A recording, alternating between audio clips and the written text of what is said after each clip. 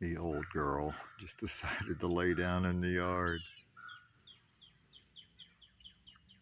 I leave that part of the yard unmowed intentionally for a place for them to bed down, but she's not actually laying in the tall grass. She's laying right in front of it.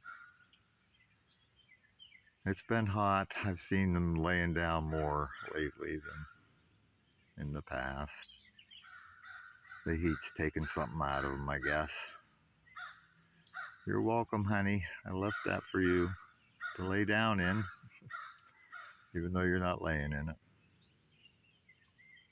But I guess you feel very comfortable and safe here if you do lay down like that. That's good. I want you to feel safe here.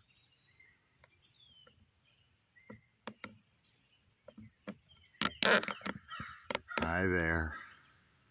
I didn't put no food down there yet, honey. Yeah, I got a couple more coming in here, and there's no food down there. Hang on, honey, I'll get it.